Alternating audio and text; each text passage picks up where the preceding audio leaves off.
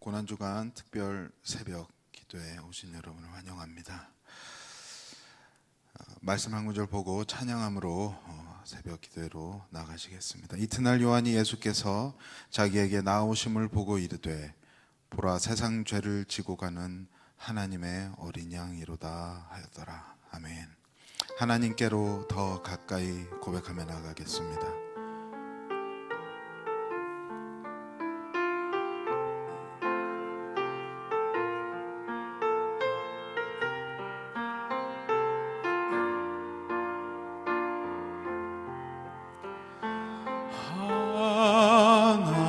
하나님께로 더 가까이 갑니다. 고통 가운데 계신 주님, 변함없는 주님의 크신 사랑, 영원히 주님만을 섬기리. 하나님께로 더 가까이, 하나님께로 더 가까이 갑니다. 고통 가운데 계신 주님, 변함없는 주님의 크신 사랑, 영원히 주님만을 섬기리. 예수 나를 위하여, 예수 나를 위하여 십자가를 질 때 세상 죄를 지시고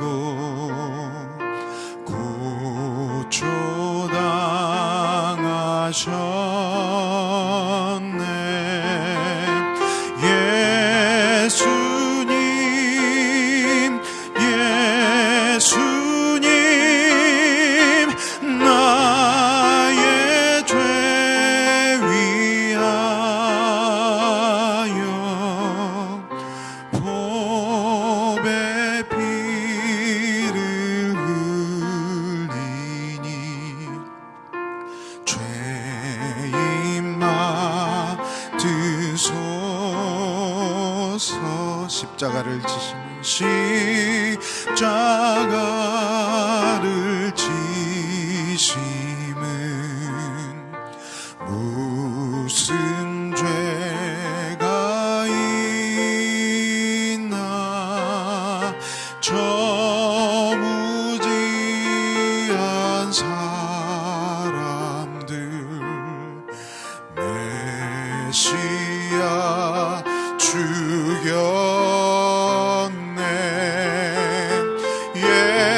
예수님, 예수님, 나의 죄 위하여 보배 피를 흘리니 죄인 받으소. 예수님, 예수님, 예수님, 예수님, 나의 죄 위하여 보배 피를 흘리니 죄인 받으소.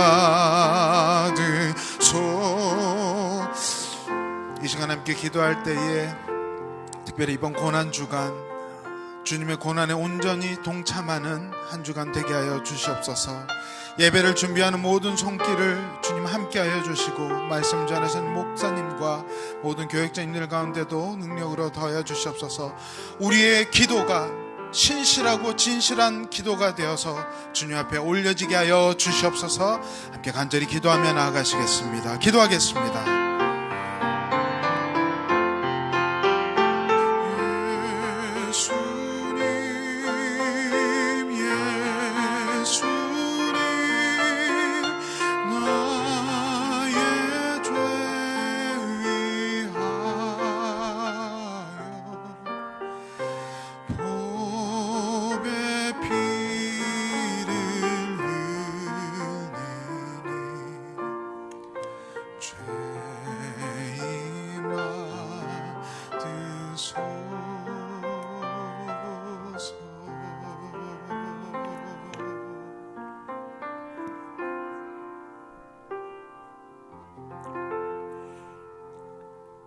사랑의 하나님, 감사드립니다. 어제는 종려 주일로서 고난주간의 첫날을 우리 하나님 앞에 예배드리게 도와주시고, 우리에게 완전한 승리와 구원을 주시기 위하여 고난주간의 월요일 우리 하나님 아버지 앞에 신실하게 새벽을 깨워서 주님의 고난에 동참하는 마음으로 주님 앞에 예배를 드립니다. 오늘도 있는 곳에서 예배하는, 기도하는 모든 분들을 축복하여 주셔서 성령님 함께하여 주심으로 비상한 각오로 깨어서 정신을 차리고 근신하며 이 말세에 믿음을 지키며 살아갈 수 있도록 축복하여 주시옵소서. 오늘 이 예배를 기쁘게 받아주시기를 원하오며 예수님의 이름으로 기도드리옵나이다. 아멘. 우리 찬송가 263장 이 세상 흠하고 같이 드리겠습니다. 263장입니다.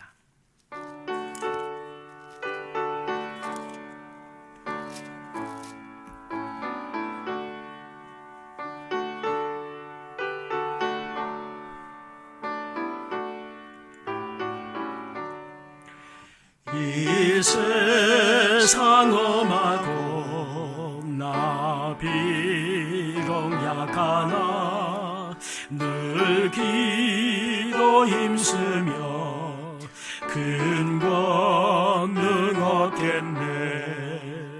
주의 은혜로 대속받아서 비와 같이 붉은 죄 눈같이 희겠네. 주님의 권능은 한없이 크오니 돌 같은 내 마음 곧 녹여주소서. 주의 은혜로 대속받아서 비와 같이 붉은 죄 눈같이 희겠네. 내 마음이 약하여 늘 넘어지오니 주 예수 힘주사 구세게 하소서.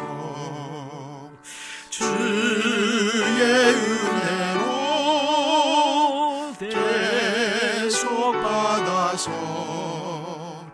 비와 같이 붉은 죄 눈같이 희겠네. 죄사함 받은 후 새 사람 되어서 주 앞에 서는 날 늘 찬송하겠네. 주의 은혜로 대속받아서 비와 같이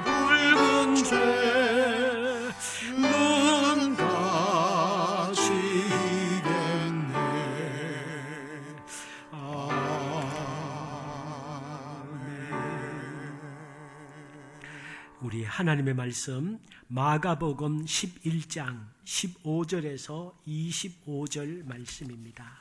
마가복음 11장 15절에서 25절 말씀입니다. 마가복음 11장 15절에서 25절 우리 생명의 삶 큐티 책자 월요일 본문입니다. 15절에서 25절 제가 봉독해 드리겠습니다. 그들이 예루살렘에 들어가니라. 예수께서 성전에 들어가사 성전 안에서 매매하는 자들을 내쫓으시며 돈 바꾸는 자들의 상과 비둘기 파는 자들의 의자를 둘러 엎으시며 아무나 물건을 가지고 성전 안으로 지나다님을 허락하지 아니하시고 이에 가르쳐 이르시되 기록된 바 내 집은 만민이 기도하는 집이라 청함을 받으리라고 하지 아니하였느냐. 너희는 강도의 소굴을 만들었도다 하시매 대제사장들과 서기관들이 듣고 예수를 어떻게 죽일까 하고 꾀하니 이는 무리가 다 그의 교훈을 놀랍게 여김으로 그를 두려워하밀러라. 그리고 날이 저물매 그들이 성 밖으로 나가더라. 그들이 아침에 지나갈 때에 무화과 나무가 뿌리채 마른 것을 보고 베드로가 생각이 나서 여짜오되 랍비여 보소서 저주하신 무화과 나무가 말랐나이다. 예수께서 그들에게 대답하여 이르시되 하나님을 믿으라. 내가 진실로 너희에게 이르노니 누구든지 이 산더러 들리어 바다에 던져지라 하며 그 말하는 것이 이루어질 줄 믿고 마음에 의심하지 아니하면 그대로 되리라. 그러므로 내가 너희에게 말하노니 무엇이든지 기도하고 구하는 것은 받은 줄로 믿으라. 그리하면 너희에게 그대로 되리라. 서서 기도할 때에 아무에게나 혐의가 있거든 용서하라. 그리하여야 하늘에 계신 너희 아버지께서도 너희 허물을 사하여 주시리라 하시니라. 아멘. 일상이 무너진 현실에서 얼마나 힘들게 보내고 계신지요. 또 이번 주간은 고난 주간이기 때문에 우리 평소 같으면 교회에서 한 주간 특별 새벽 예배로 드렸을 터인데 우리가 교회는 모이지 못하지만 있는 곳에서 새벽을 깨워서 오늘 주님 앞에 같이 참여를 했으면 좋겠습니다. 예수님께서 예루살렘에 입성을 하시면서 처음으로 하신 일이 오늘 본문 15절에서 19절에 보면 성전 정화 사건입니다. 즉 교회를 깨끗하게 하신 사건인데 예수님의 공생의 기간 3년 동안 성전을 청결하신 것이 2번이 나옵니다. 요한복음 2장에 보면 성전을 들어가셔서 공생의 처음에 오늘 본문처럼 성전의 장사치들을 쫓아내시고 돈을 환전해서 중간 이익을 착취하는 사람들을 쫓아내는 그런 모습이 한번 나오시고 그리고 예루살렘에 입성하시면서 마지막으로 또 성전을 청결케 하십니다. 왜 예수님께서 공생의 3년 동안 시작하시면서 성전을 청결하게 하시고 마지막 십자가를 지시기 직전에 또 성전을 청결하게 하실까요? 그 이유는 우리 사람은 우리도 매일 세수를 해야 되잖아요.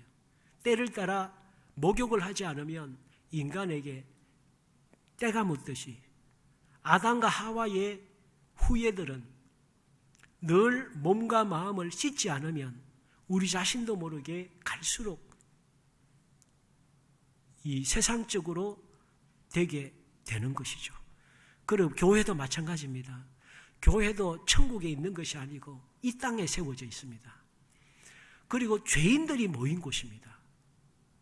그러므로 교회의 본질은 거룩하지만 교회에 드나드는 우리 사람이 죄가 있고 불완전하니까 교회를 성경의 말씀대로 교회가 운영이 되고 예배가 이루어지고 교회가 유지가 되어야 되는데 우리 인간이 불완전하다 보니까 불완전한 사람들이 하나님 말씀에 100% 순종하면 교회가 타락하지 않지요.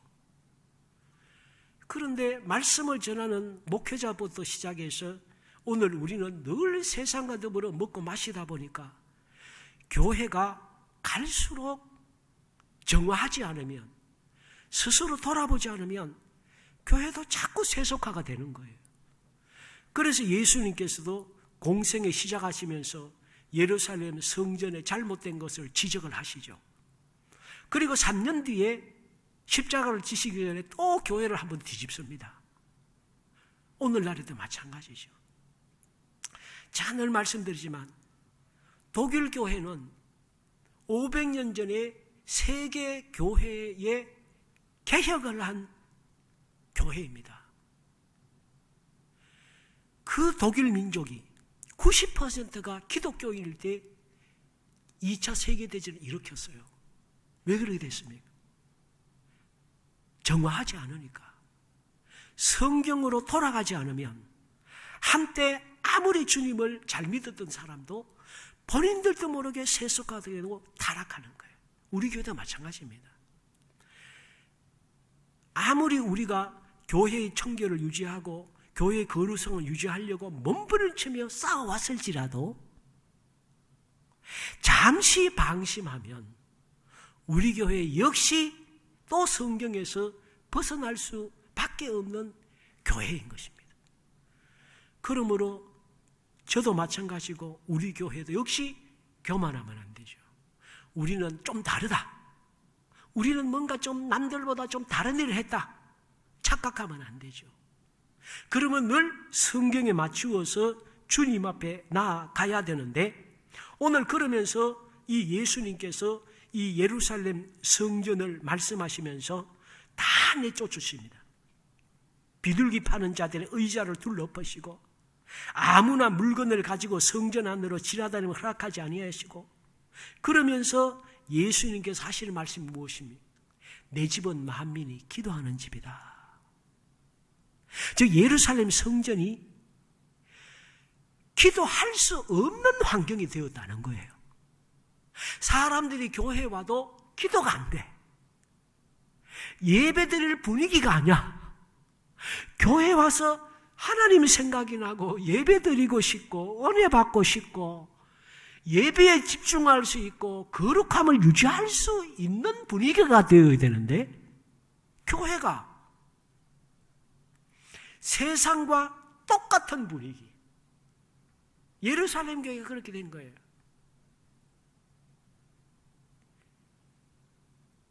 뭐 목사가 눈치 봐서 되겠습니까? 우리 교회가 조심할 게 있어요. 우리 교회가 약간 정치성이 굉장히 많아요. 교회를 주님을 진심으로 예배드리고 기도하고 하는 영적인 공동체가 되어야 되는데, 교회를 당리당략이나 여러 사람, 친한 사람들끼리 모여서 하나의 조직을 만드는, 파벌이 조성되는 희한한 모습을 가지고 있어요. 지금 우리 교회는 예루살렘 교회가 차이가 없나요? 예수님이 오셔서 둘러엎으실 게 없나요? 우리는 이 성경과 전혀 아무 관계가 없는 모습일까요? 교회에 예배드리러 오고 기도하러 와야 되는데, 교회에서 사람들만 실컷 만나고 실컷 얘기하고 예배는 안 드리고 전부 집에 가요. 이게 우리 교회 아니었나요? 주님이 보셨을 때에 우리 교회는 책망할 것이 없나요? 우리 교회는 남의 교회만 비판할 교회인가요? 아니잖아요.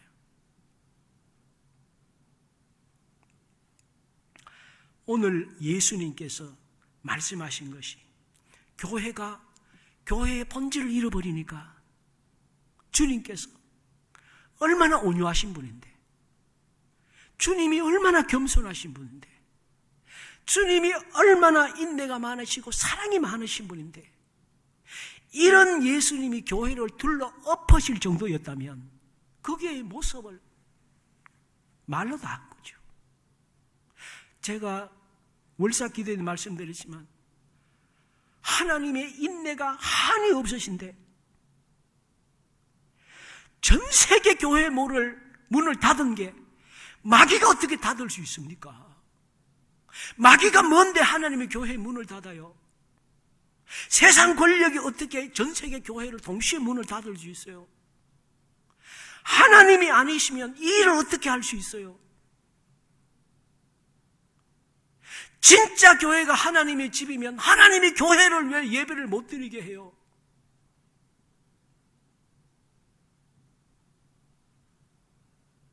아직도 코로나 때문인가요? 우리 인간의 죄악상 때문이 아닌가요?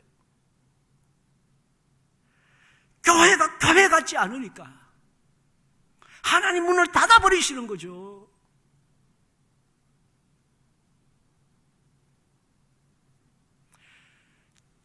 죄송하게 들으세요.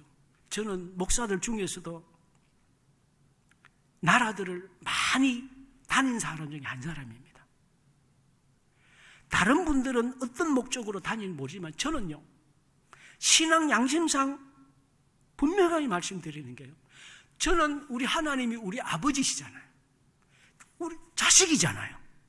자식은 아버지 재산이 어떤지, 자식은 아버지가 어떻게 이 세상을 운영하시는지 알아야 되잖아요. 자식도 우리 정도 컸으면.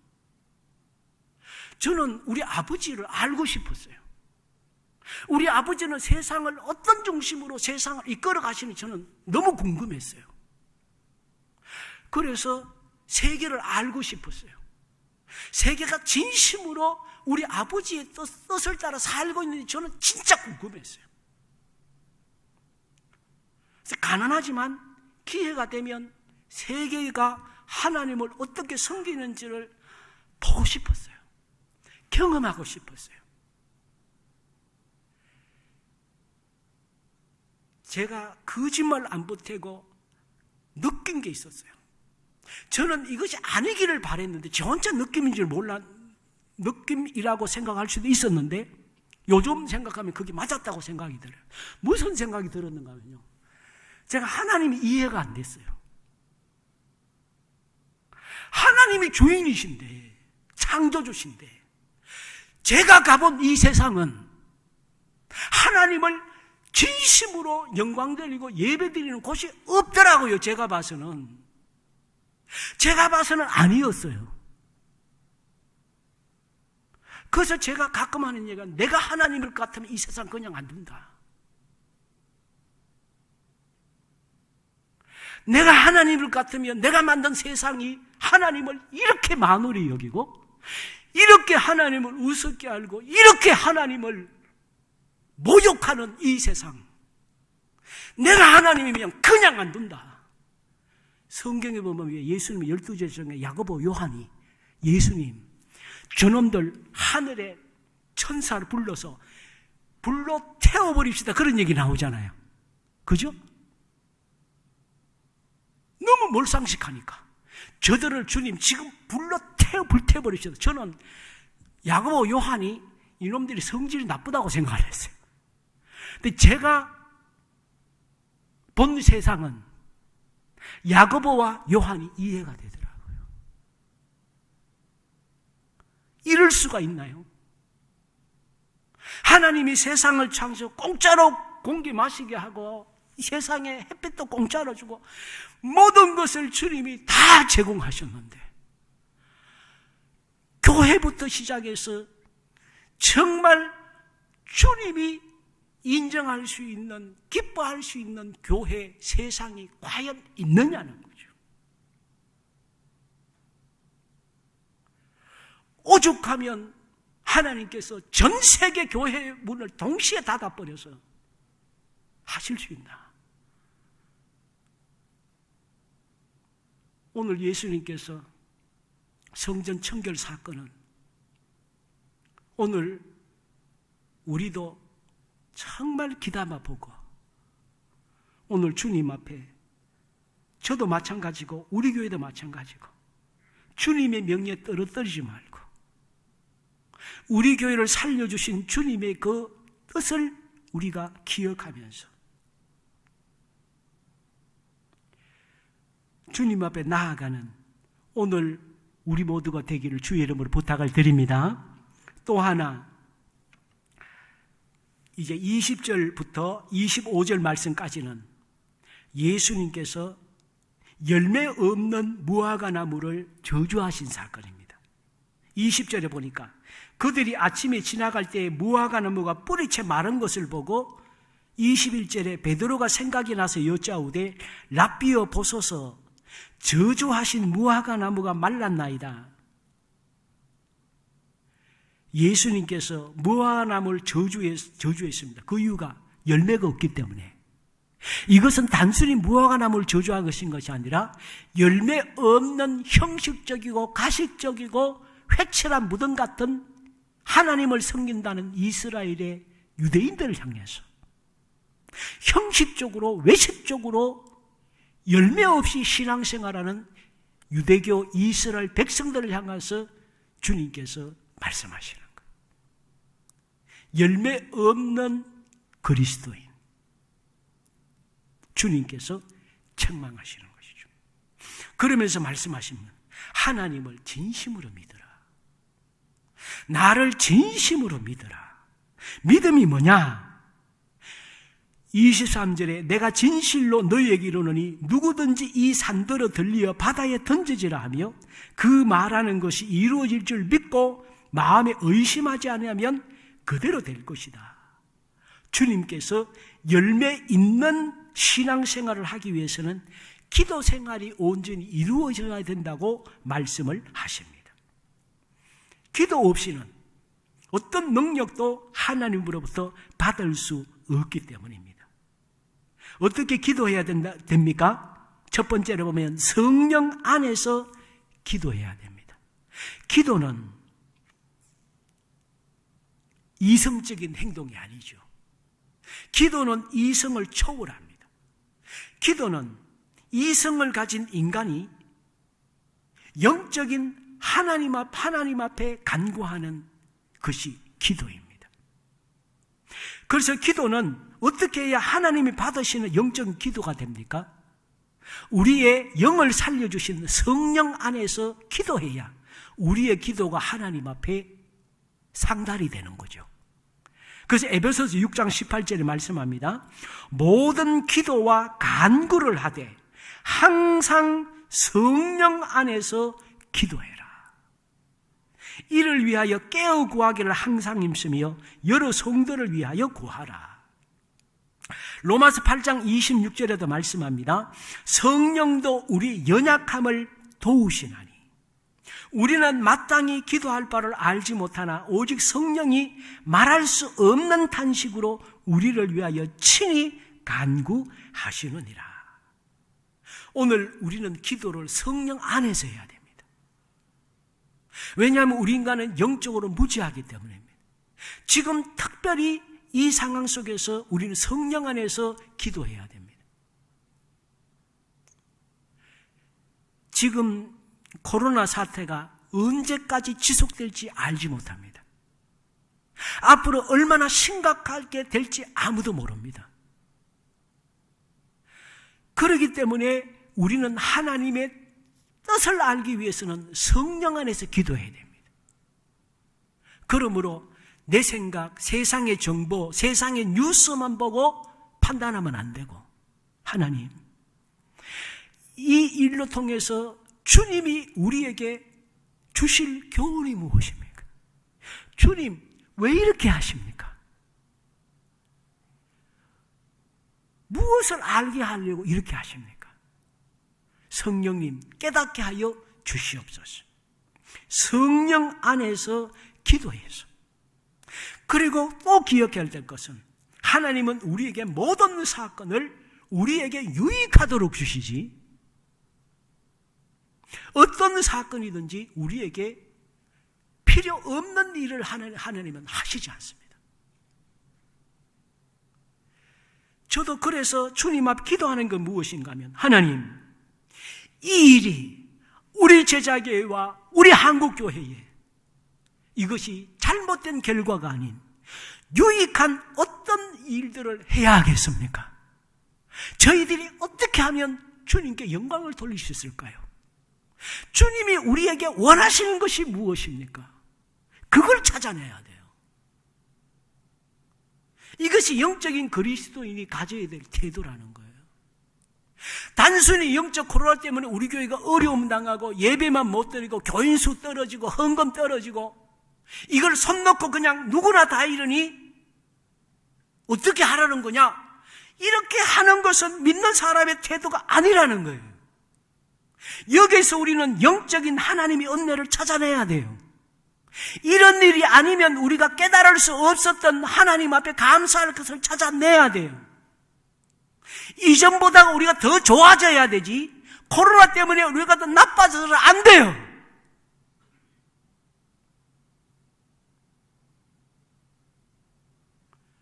우리가 영적 코로나가 아니었으면 인터넷 예배를 계속 안 드렸으면 우리의 영상이 문제인지 우리는 생각지도 않았어요. 늘 그냥 있었을 거예요. 우리가 뭘 잘못하는지도 몰랐을 거예요. 이런 일들로 통해서 우리 개인이나 우리 교회나 우리 가정이나 우리 삶에 하나님의 뜻을 찾아내야 해요. 그걸 찾아내야 코로나 바이러스는 의미가 있는 거죠. 그러기 위해서는 우리는 성령 안에서 기도해야 돼요. 저도 매일은 못 오지만 새벽에 교회에 와서 혼자 몸부림치며 기도합니다.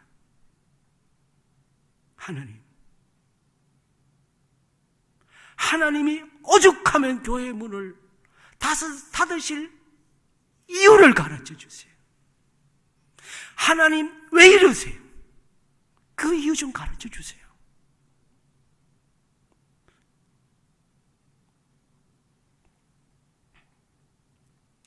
또 주님 앞에 기도할 때에 회개 기도가 되어야 됩니다. 요한복음 51장 51편 17절에 말씀합니다.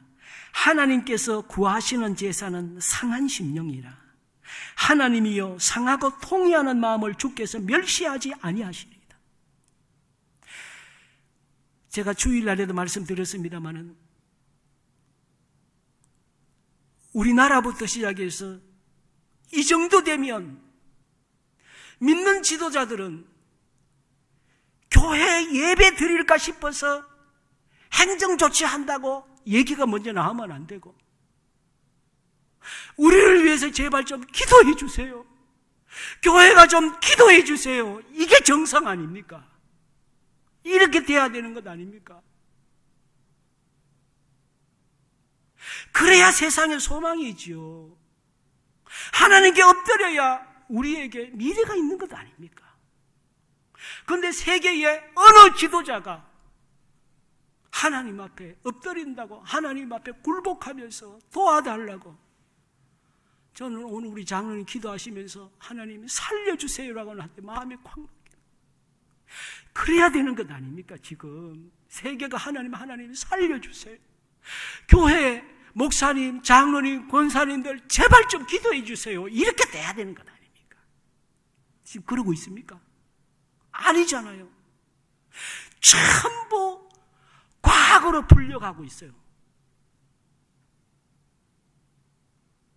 접근 방법부터 틀려진 거죠. 세계를 운영하시는 하나님께 이 문제를 가지고 나서 영적으로 풀어야 되는 것 아니겠습니까? 그런데 세계는 회개하지 않아요. 우리가 씨앗을 뿌릴 때에도 땅을 갈잖아요. 땅을 갈고 씨를 뿌려야 뿌리가 내리고 싹이 나고 열매를 거두는데 하물며 씨앗도 땅을 갈아야 열매가 맺히는데 이렇게 세상 사람들의 마음이 이렇게 강팍하고 이렇게 굳어진 마음에 어떻게 하나님의 역사와 하나님의 은혜와 하나님의 응답이 될 수 있습니까? 주님은 우리를 비롯해서 우리 그리스도인들은 세상 사람들의 마음이 기경되기를 원하시는데 하나님 앞에 우리가 잘못했습니다. 회개의 마음으로 나아가야 되는데 애굽의 바로가 10번이나 재앙을 만나도 마음이 강박해서 끝까지 하나님 앞에 달려드는 것처럼 지금 세상은 하나님 앞에 달려들고 있는 것 아닙니까? 그러므로 오늘 우리부터 시작해서 하나님의 은혜를 받을 수 있도록 주님, 내 마음을 주여 기경하여 주시옵소서. 내 마음에 주의 은혜를 받을 수 있도록 그동안 제가 너무 강박하고 너무 나도 모르게 세상적이고 세속적이고 이성의 바탕을 둔 삶을 살았지 않습니까? 이 기회에 저의 마음을 기경하여 주셔서 주의 은혜로 살 수 있도록 나를 붙들어 주옵소서. 회개하는 우리 모두가 될 줄 믿습니다. 마지막으로 잠깐 말씀드린 기도는 믿음의 기도를 드려야 됩니다. 오늘 본문에 보니까 무엇이든지 기도하고 구하는 것은 받은 줄로 믿어라. 그리하면 너희에게 그대로 되리라. 주님 앞에 기도할 때는 믿음으로 기도해야 된다. 요한복음 14장 14절에도 내 이름으로 무엇이든지 내게 구하면 내가 행하리라. 그러므로 오늘 우리는 믿음 없는 자처럼 살지 말고 주님, 이대로 세상이 끝날 수도 있지만 그래도 하나님 저는 받아들이겠습니다. 더 이상 소망을 둘 수 없는 세상을 하나님 살아가고 있사온데 주님의 인도하심에 순종하겠습니다. 이러한 믿음으로 주님 앞에 기도하면서 나아가는 오늘 우리가 되어야 할 것입니다. 이번 코로나 사태가 우리에게 반드시 불행이나 나쁜 것이 아니라 다른 면으로 엄청난 영적인 축복과 영적인 은혜를 가져다 둔다는 사실을 기억하면서 세상 사람들처럼 기죽지 말고 두려워하지 말고 주님 앞에 더 깊이 나아가면서 생활하는 우리 모두가 되기를 주님의 이름으로 부탁을 드립니다. 같이 한번 이제 주님 앞에 기도하도록 하겠습니다. 오늘 이 시간 교회는 건물을 가진 곳만이 교회가 아니고 신약의 교회는 우리 한 사람 한 사람이 교회입니다. 과연 나 자신의 이 교회의 마음은 주님이 원하시는 교회입니까? 오늘 내 마음이 과연 주님 앞에 기도하는 교회인지, 나는 예배하는 교회인지, 아니면 내 마음의 교회는 세속화된 교회인지, 장사치들이 난장판을 여기는 시장과 같은 심정을 가진 교회인지, 하나님 내가 주님 앞에 청결한 교회가 되게 하여 주시옵소서. 주님 앞에 기도하고 그 다음에 성령 안에서 기도하고 믿음으로 살 수 있도록 역사하여 주시옵소서. 이번 코로나 사태를 통해서 우리의 삶이 훨씬 더 영적으로 풍성하고 아름다운 감사가 넘치는 복된 기간이 되게 하여 주시옵소서. 주님 앞에 기도하고 또 개인적으로 기도하시기를 바랍니다. 우리 주님 앞에 같이 기도드리겠습니다.